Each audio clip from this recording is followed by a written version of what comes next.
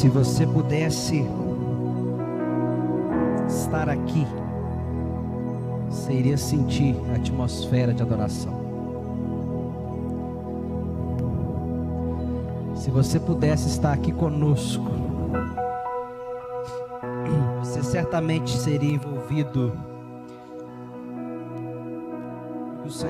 por aquilo que o Senhor está fazendo.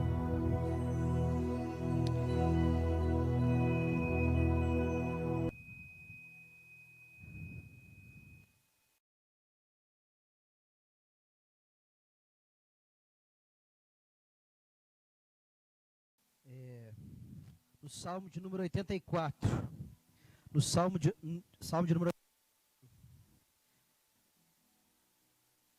Esse Salmo, né, os autores, né, que são atribuídos aos filhos de Corá, que era uma linhagem, né, Corá, talvez, né, foi o maior discipulador, depois de Asaf, no Antigo Testamento. Gerou uma geração de músicos e de artistas que são lembrados até hoje. E ele vai dizer que a minha alma suspira e desfalece pelos átrios do Senhor. E nós estamos aqui sentindo isso. A andorinha encontrou o ninho, o pardal, e nós encontramos os altares do Senhor. Esses dias estamos distantes, estamos longe desses altares, não é? Como é gostoso os tempos em que a nossa comunhão era aqui presencial. Muitos estão com saudade.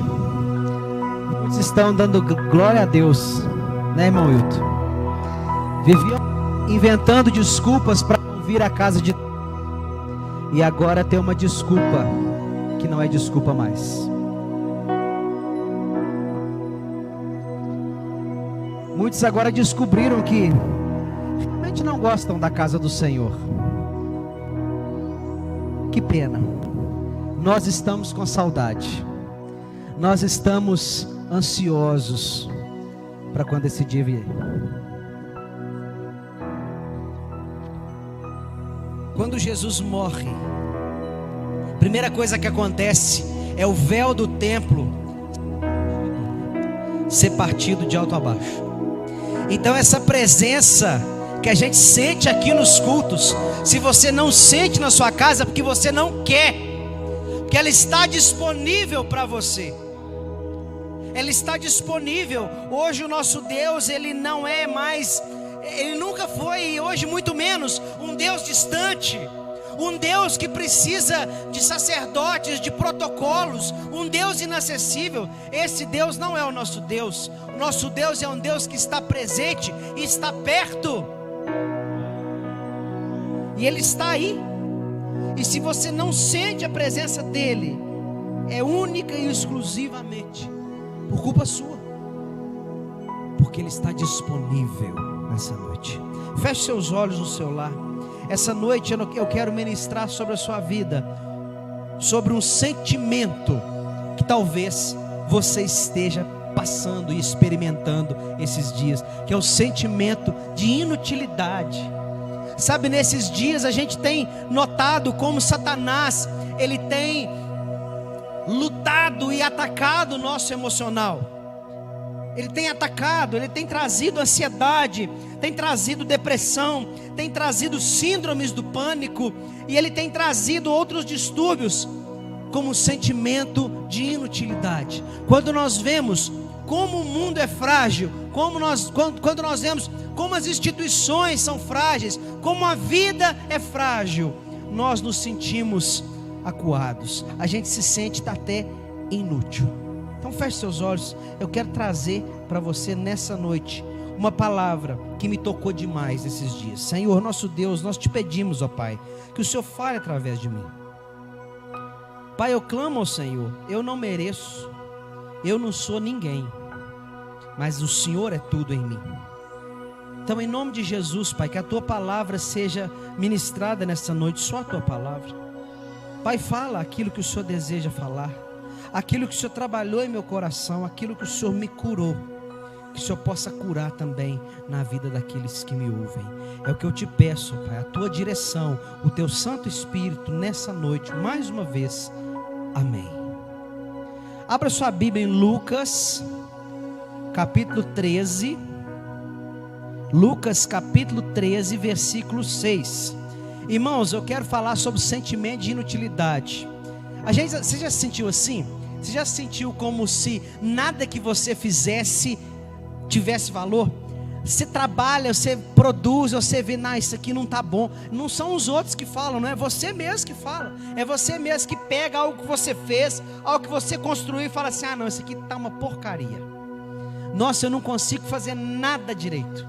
E nada que eu pego para fazer fica bom. Você já passou por isso? Talvez você é um pai de família e você passa por isso, você passa assim, não, eu sou um péssimo pai de família. Nossa, eu não sei criar os meus filhos. Eu não estou sabendo administrar bem a minha casa. Você já passou por esse sentimento? Aquela crise que vem, você vai para algum lugar e começa a remoer, a lamber a ferida e falar, não, mas nada do que eu faço vai para frente. Sabe, tem tanta gente melhor que eu. Nada que eu produzo, nada que eu tento, nada que eu crio, nada que eu invento funciona, dá certo. Nada que eu conserto fica consertado, estraga de novo. Eu sou inútil. Inútil. Irmãos, esse sentimento é terrível. Ele consome. Lucas capítulo 13, versículo 6. Vai dizer assim: então Jesus proferiu a seguinte parábola. Certo homem tinha uma figueira plantada na sua vinha, e vindo procurar fruto nela, não achou. Pelo que disse ao viticultor: há 3 anos que eu venho procurar fruto nessa figueira e não acho. Pode cortar. Para o que está nela, para que está ela ainda ocupando inutilmente a terra? Ele, porém, respondeu: Senhor, deixa ainda este ano, até que eu escave ao redor dela e lhe ponha esterco ou adubo. Se vier a dar fruto, bem está, se não, mandarás cortá-la. Irmão, aqui é a parábola da figueira. Aqui é diferente daquele episódio da figueira, onde Jesus vê aquela figueira bonita, pomposa, já na semana da sua crucificação, e ele vê aquela figueira. Quando ele chega perto, ele vê que não há figos, não há frutos, e ele amaldiçoa. Aquilo é outro caso, aquilo é a história da figueira, aqui é a parábola da figueira. É diferente, é diferente. Quando você tem uma história, você tem nome, você tem data, você tem pessoas reais. Quando é uma parábola, você tem elementos comparativos. Amém? Então aqui nós temos a parábola da figueira. A parábola da figueira. Essa figueira, a figueira é uma árvore muito bem tratada na vinha. Figueira é uma árvore que produz frutos deliciosos, né? Figo é muito gostoso, né, irmão Hilton? Muito bom. Eu não era muito fã não, mas eu estou ficando velho, eu estou começando a gostar. Estou achando que isso é fruto de velho. Quando a gente é novo, já não é muito chegado, não. Vai ficando velho, você vai começando a gostar. Né? Então o figo é muito gostoso, é muito valorizado, é muito apreciado. A árvore figueira que produz os figos é uma árvore no jardim, é uma árvore central, é uma árvore bem cuidada, é uma árvore valorizada. E essa árvore estava plantada e há 3 anos já que ela não produzia. Irmão, quando a gente vai fazer alguma coisa, a gente tem que olhar os procedimentos, né? No nosso país nós temos uma lei. O povo de Israel também tinha uma lei que falava sobre as frutas. Vamos ver onde está essa lei? Levítico 19, abra lá. Levítico 19. Levítico 19. Não é o 28 não, viu gente? Para ficar tranquilo, né? 28 é polêmico, né? Mas não é esse não, eu não vou falar do 28 hoje não. Tem mais uns aí bem polêmicos. No 20 é polêmico. E aqui tem muita coisa polêmica, viu? Olha só, Levítico 19, verso 23. Tinha uma lei para plantar as coisas, árvore frutífera. O povo de Israel tinha muitas leis. Diz assim a palavra do Senhor: quando entrardes na terra e plantardes toda sorte de árvore de comer, ser-vos-á vedado o seu fruto. 3 anos ele será vedado, ou será descartado. Então, quando você plantava uma vinha, o povo de Israel plantava uma vinha, ele tinha que esperar os 3 primeiros anos de fruto, era jogado fora. Era jogado fora. As pessoas que cuidam de frutas, eles falam que isso aumenta a produtividade depois. Isso aumenta, que aqueles frutos iniciais são consomem muita energia e acabam, não sei bem porquê não, mas o certo é que funciona. Então, nos 3 primeiros anos, o povo de Israel pegava aquele fruto e não usava. Descartava, colocava ali no pé da figueira mesmo, deixava cair. E aquilo servia de alimento, vitamina, adubo, fertilizante natural para a própria árvore. 3 anos. Depois, vamos lá, o que diz a palavra do Senhor? Porém, no quarto ano, aí beleza, o fruto já estava filé. No quarto ano, todo o seu fruto será santo, será oferta de louvores ao Senhor. Então você passou 3 anos, passou aquele período de amadurecimento, agora vem o período da oferta. Ela não ia alimentar ninguém ainda no 4º ano, ela ia servir de oferta ao Senhor. Só no 5º ano é que ela ia ser usada para alimento. Irmãos, nós temos etapas. Primeiro a gente tem que amadurecer. A gente faz e tenta e dá errado e não funciona. Aquilo é amadurecimento, é aprendizado, é adubo caindo na terra. E é assim mesmo. Começa a escrever para você ver. Escreve o que Deus te dá. Deus te deu uma palavra, escreve. Deus te deu um devocional, escreve. Você vai ver no começo, cheio de erro de português. Você não vai conseguir emendar uma ideia com a outra. Depois você vai melhorando. É o fruto inicial que está sendo usado para o quê? Para amadurecer. Esse devocional, essa escrita do início, você não vai nem divulgar. Irmãos, eu tenho 2 livros escritos. O primeiro eu nem conto que eu escrevi, porque é um de amadurecimento. Eu estava aprendendo, estava crescendo. Depois vem o tempo de oferta. Vem o tempo de ofertar. Na hora que o seu fruto está pronto. Está na hora de primeiro servir ao Senhor com Ele. Primeiro, Senhor, antes de você que está em casa pensar assim: tudo que eu faço não dá certo, não frutifica, não está faltando oferecer ao Senhor primeiro. Você quer servir as pessoas sem servir ao Senhor primeiro. Você quer ministrar as pessoas sem escutar de Deus. Você quer ser bom para alguém sem ser bom para Deus. Primeiro oferta. Seu fruto vai vir, vai amadurecer, vai passar o tempo de amadurecimento. Vai vir o tempo da oferta, ainda não é o tempo de servir. Nada que eu faço, ninguém me reconhece. Nada que eu faço funciona, fica bom.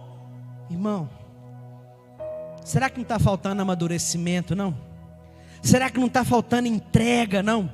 Será que não está faltando altar na sua vida, não, meu irmão? Será que não está faltando sacrifício? O fruto é para ser oferecido ao Senhor. O seu amor, os frutos do Espírito, amor, alegria, paz, longanimidade, bondade, benignidade, fé, mansidão, domínio próprio, são primeiro ofertados ao Senhor. A Bíblia vai dizer: as primícias dos frutos da tua fazenda traz ao Senhor teu Deus. Seu amor primeiro ao Senhor, sua fé primeiro ao Senhor, a sua mansidão primeiro para aceitar o que o Senhor te dá. Tem que ser manso para aceitar a correção. Antes de ser manso com seu irmão, seja manso com o Senhor. Antes de ter paciência com o seu irmão, tenha paciência com o Senhor.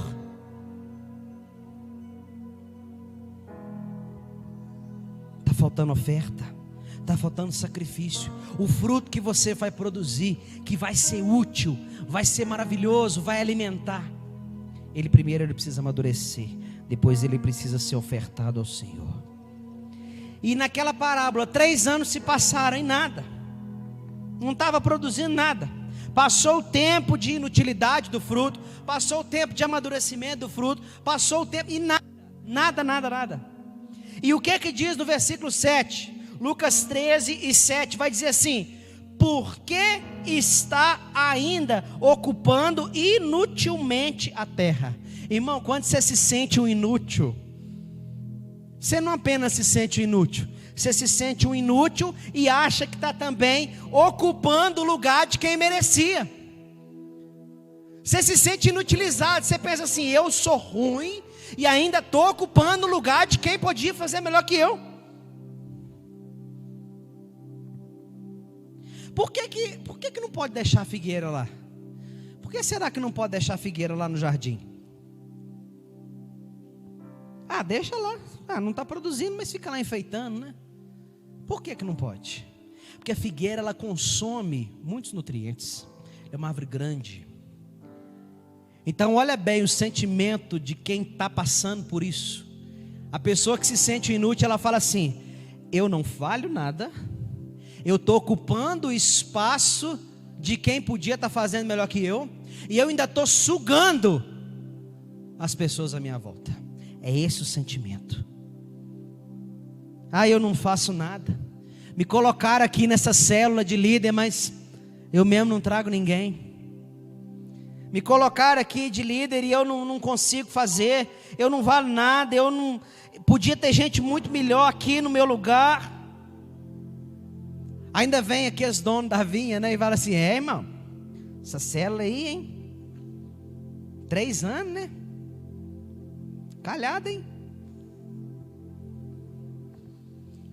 Mas aí vem alguém e fala assim: não, espera, que eu vou cavacar em volta, eu vou olhar as raízes, eu vou ver os fundamentos, eu vou rever os valores, eu vou supervisionar, eu vou colocar firmeza, eu vou colocar adubo, eu vou colocar palavra, eu vou jogar água fresca. É isso que o Senhor faz. Você não produz. Aí Deus vem e fala assim: não, peraí, não vou te cortar, deixa eu ver o que está acontecendo com você. Por que você não está produzindo? É assim que a gente se sente inútil. Irmãos, eu quero te dar um princípio, que é o princípio fundamental, o segredo, é a chave de tudo nessa vida. Provérbios 23:7 é o segredo. Você quer o segredo da vitória? Você quer o segredo de ser feliz? Você quer o segredo de ser um marido bem sucedido? Você quer o segredo de ser alguém bem sucedido profissionalmente? Você quer o segredo de um ministério frutífero? Você quer o segredo de uma vida que ganha pessoas para Jesus? Você quer o segredo? Quer o segredo? Num verso, Provérbios 23:7. Porque como o homem imagina em sua alma, assim ele é. Assim ele é. Você fica imaginando, se você se enxerga como um inútil, você vai ser inútil. Se você se enxerga como um derrotado, você vai perder. Se você se enxerga como adúltero, como gay, como lésbica, como depressivo, como ansioso, como um péssimo pai, uma péssima mãe, um péssimo profissional, como um mau líder, como um mau discípulo, é assim que você vai ser. Se você olha para si e fala assim: não, realmente eu sou assim, eu sou viciado nisso, você vai ser mesmo. Nós temos a parábola, a história chamada por muitos de a história da mulher adúltera. Mas não é a história da mulher adúltera, é a história da mulher surpreendida em adultério, porque ela não era adúltera, ela cometeu adultério. Satanás Deus quer que você se enxergue assim. Se você cometeu um pecado, você quer se enxergar como aquele pecado. Você quer achar, o diabo quer que você ache que você é aquele pecado. Porque Ele sabe que assim como você se enxerga, assim você vai ser. Então Ele quer que você se enxergue como inútil, como alguém que não produz nada que presta, como alguém que não consegue passar no vestibular, como alguém que não consegue ter uma boa faculdade, uma boa educação, como alguém que não consegue ser um bom negociante, um bom comerciante, como alguém que não consegue ser um bom empresário. Ele quer que você se enxergue assim, porque se você se enxergar assim, você vai ser assim. Ele quer que você se enxergue como ansioso. Ele quer que você se enxergue como alguém que não consegue prestar atenção, como alguém que tem déficit de atenção. E muitas vezes se chega na infância, leva uma criança e o psicólogo fala assim: essa criança tem déficit de atenção. O que é que vai acontecer? Aquela criança cresce acreditando nisso, então ela nunca vai ser curada, porque ela fica a vida inteira: não, eu não preciso nem tentar, porque eu tenho déficit de atenção. Eu não preciso nem tentar lutar contra o pecado, porque eu sou assim. Eu sou assim. Eu sou gay, eu sou lésbica, eu sou adúltero, eu sou mentiroso. Você não é gay, você está gay. Você não é lésbica, você está lésbica. Você não é adúltero, você está adulterando. Você não é burro, você está agindo como alguém que é burro. Você não é um mau administrador, você está sendo temporariamente um mau administrador. Como você se enxerga? Ah, eu nunca vou casar. Ah, eu acho que eu nunca vou casar. Ah, eu nunca vou prosperar. Minha vida nunca vai para frente, sabe? Eu tenho pensado nisso. Não vai mesmo. Não vai mesmo. Para de pensar. Sabe, tem umas 3 semanas, eu fui acometido por um sentimento de inutilidade, mas tão grande, que começou a gerar crise no meu próprio casamento.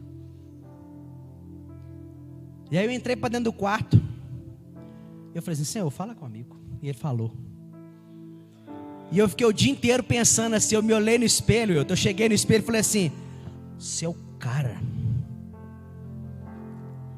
Eu olhei e falei uma mentira assim, falei assim: você é bonito. Irmão, eu fiquei o dia inteiro assim: eu sou o melhor marido que tem, eu sou o melhor pai que tem, eu sou o melhor administrador que tem. Irmão, minha vida virou outra. Pode perguntar, Amanda. Pergunta, irmão. Pode perguntar. Ah, eu sou isso. Ah, eu sou. Ah, eu não tenho atenção com nada. Aí você nunca vai ter. Irmãos, quero te dar alguns poucos exemplos dentro da Bíblia de pessoas que se enxergavam como inúteis. Juízes, capítulo 6, versículo 12, vai lá. Juízes, capítulo 6. A história de Gideão.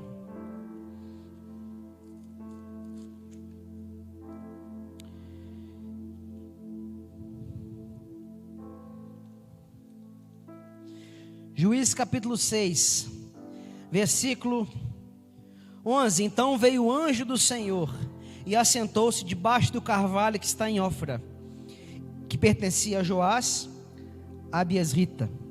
E Gideão, seu filho, estava malhando o trigo no lagar para o pôr a salvo dos midianitas.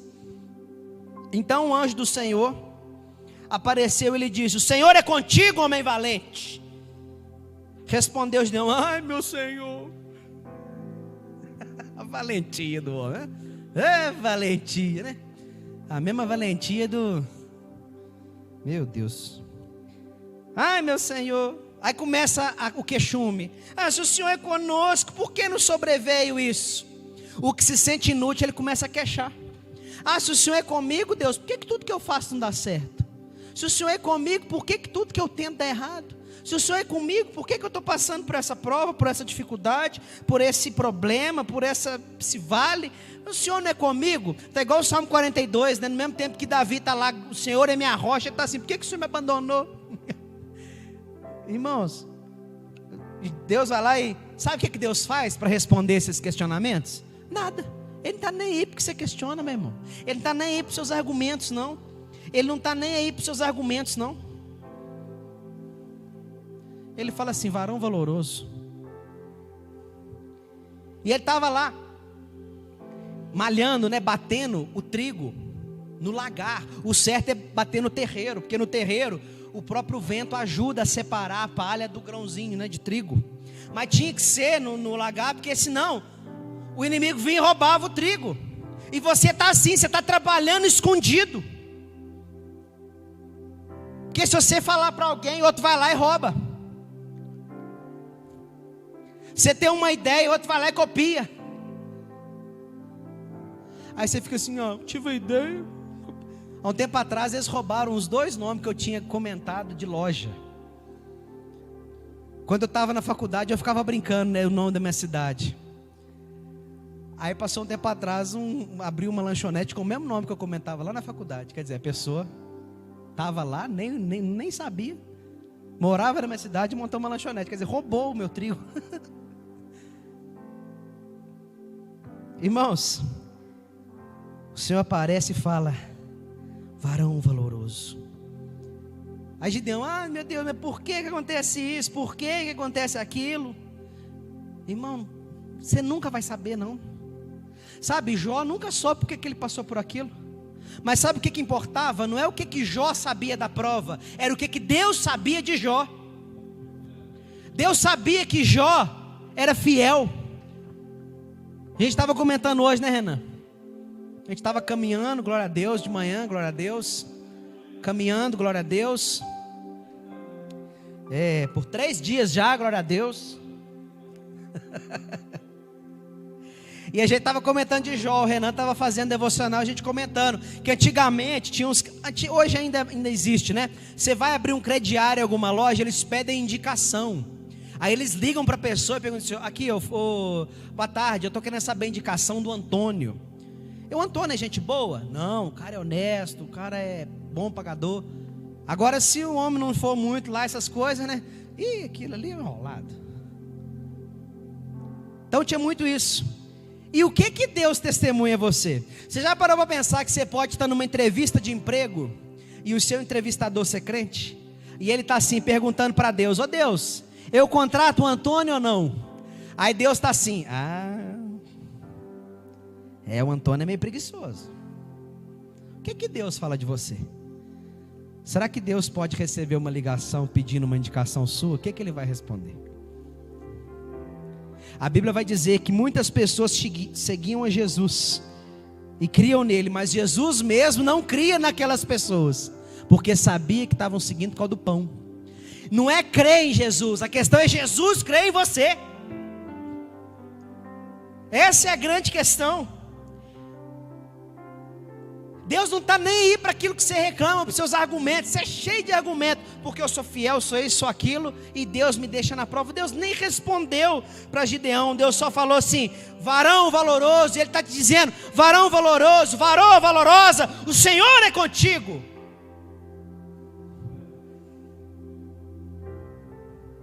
É isso que Deus diz de você. Deus não te fala assim, ai meu Senhor. Aí Deus vai falar assim para Gideão, vai nessa tua força. Irmão, que força, que força, que força, na dele mesmo. Gideão não tinha força nenhuma não, meu irmão. Era a família mais pobre e o cara mais desmoralizado da família mais pobre, não tinha força nenhuma, nenhuma. Mas o anjo falou assim, vai nessa tua força. Não falou assim, vai nessa tua boa vontade. Porque Gideão tinha boa vontade, porque ele estava malhando o trigo lá, tinha coragem, tinha tudo, menos força mesmo. Tem gente que fala assim, não, Gideão era valente, estava malhando o trigo, nada a ver. Gideão, ele estava tentando não morrer de fome. Não era forte, nem nada não, ele simplesmente estava sendo criativo. Vai nessa tua força. Que força que Gideão tinha? Nenhuma. Que força que Gideão achava que tinha? Nenhuma. Deus vê aonde você não vê. Deus vai usar a sua força pequena, sua pouca força, é essa força que Ele vai usar. Ah, minha família, Deus, é a mais pobre, lá não tem dinheiro para nada. Deus não está querendo saber. Gideão demonstrou, ele externou um sentimento que ele tinha de si mesmo, que era um completo e descartável inútil. Mas Deus afirmou: você é varão valoroso. Ele era como aquela figueira, tudo produzia, né? E o inimigo roubava. Mas ele começou a agir como um varão valoroso. Ele começou, não, realmente o Senhor disse: eu sou varão valoroso, então eu sou varão valoroso. Aí ele vai lá, pega um boi do seu pai, destrói o altar de Baal, destrói o poste ídolo. Isso é uma postura de quem está tomando a posição. Deus está te dizendo: toma posição. Eu te digo que você é vencedor, eu te digo que você é útil. Você tem o seu tempo de amadurecer, você tem o seu tempo de ofertar, mas você é útil. Outra história, outra pessoa, 2 Samuel capítulo 9, vá lá.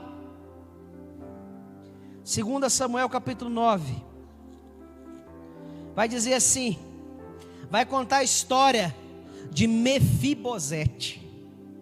Mefibosete, meu irmão, sabe quem que era Mefibosete? Você sabe quem que era? Era neto do rei Saul. Neto do rei Saul. Lá no capítulo 4, versículo 4 e 5, vai contar a história de Mefibosete. Vai começar dizendo assim: no dia que Saul morreu, Mefibosete era filho de Jonatas, Jonatas filho de Saul, portanto Mefibosete era neto de Saul. Então no dia que Saul e Jonatas e o pessoal morreu, a babá de Mefibosete, a ama de Mefibosete, ele tinha 5 anos, pegou ele e fugiu.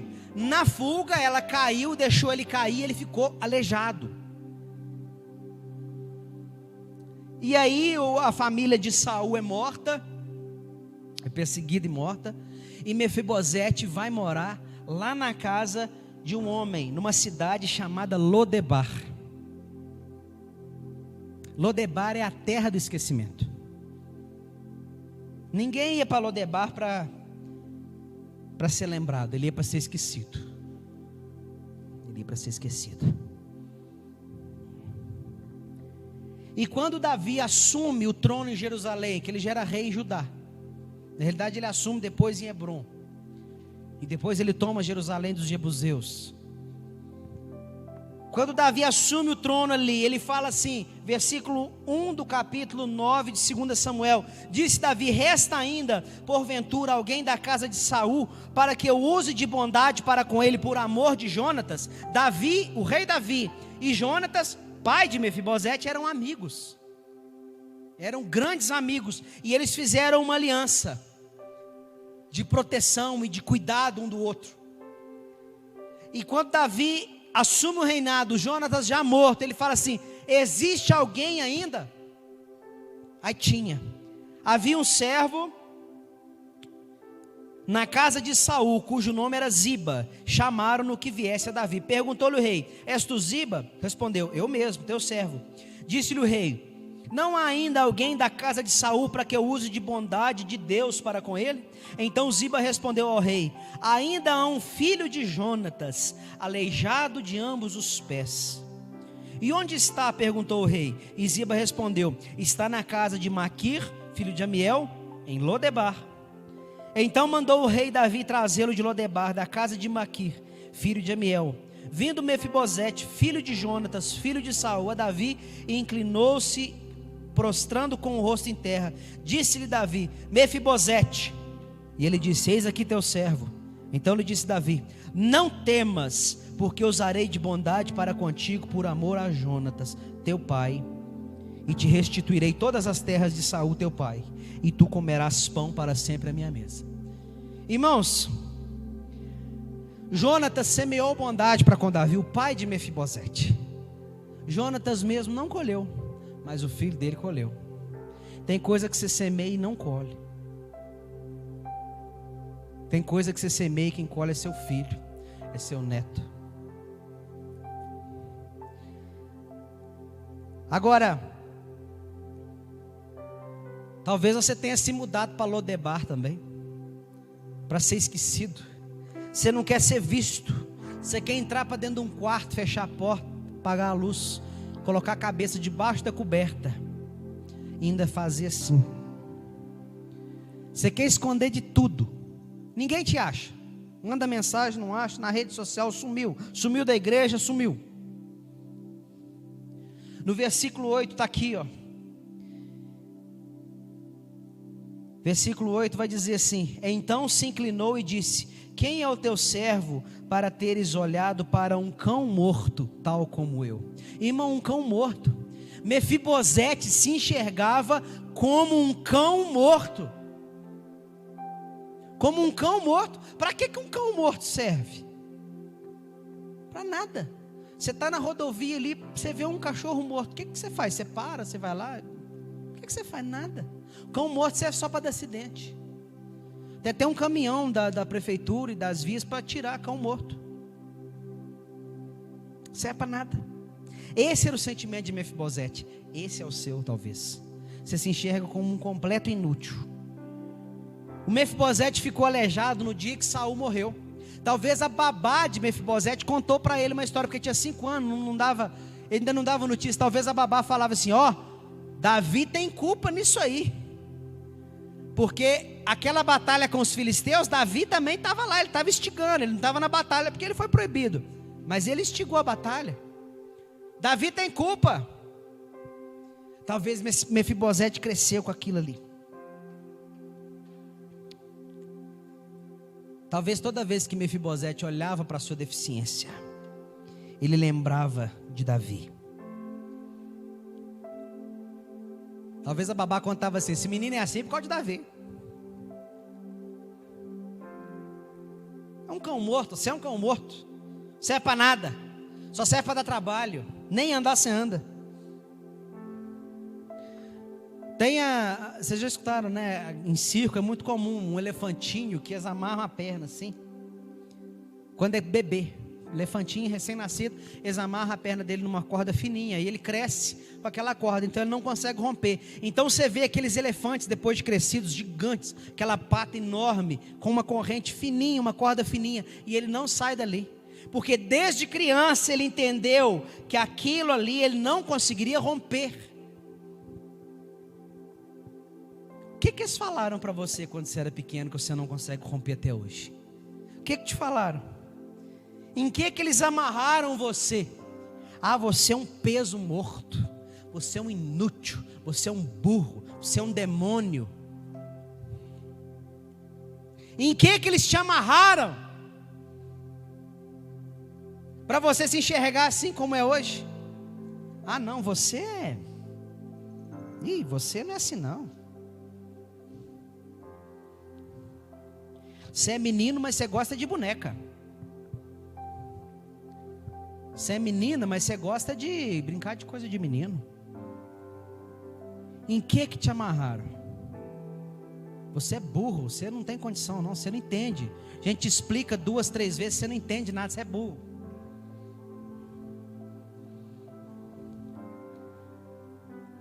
Deus tinha restituição para Mefibosete. E ele se achava indigno de sentar na mesa do rei.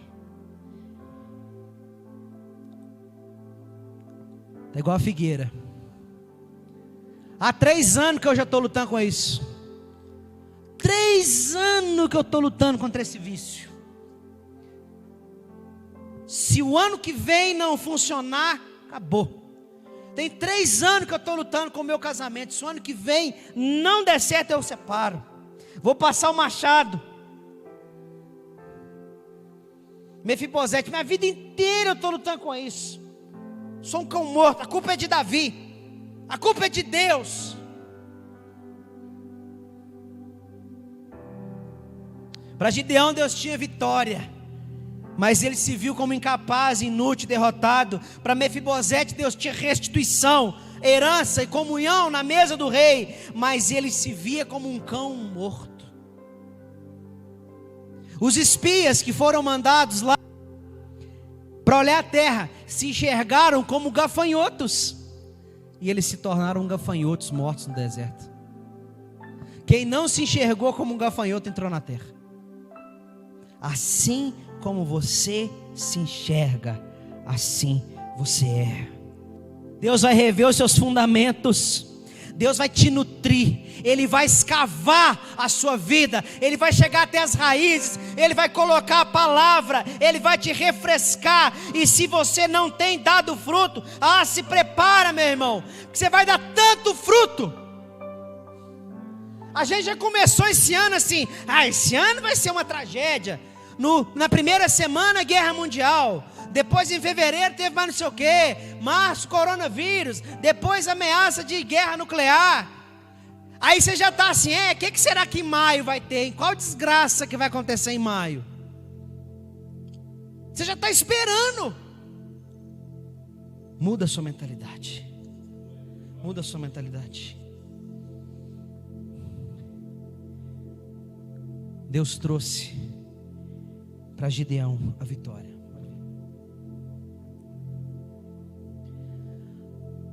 Deus trouxe para Mefibosete a restituição. Mas primeiro ele teve que vencer os argumentos do diabo na sua própria mente. Certo homem tinha uma figueira plantada na sua vinha, e vindo procurar frutos nela não achou. Pelo que disse ao viticultor: há 3 anos que venho procurar fruto nessa figueira e não acho. Podes cortá-la. Para que está ainda ocupando inutilmente a terra?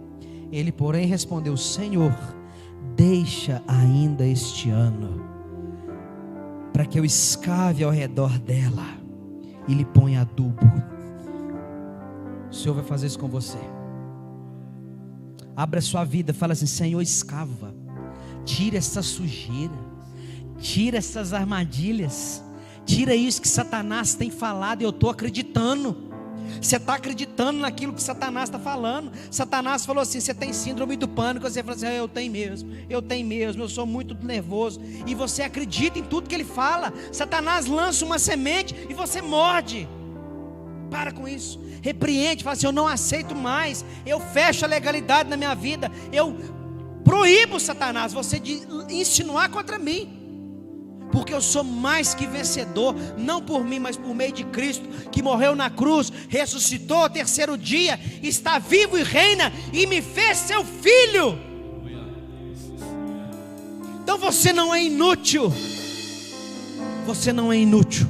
Assim como você se enxerga, assim você vai ser. Que Deus te abençoe em nome de Jesus.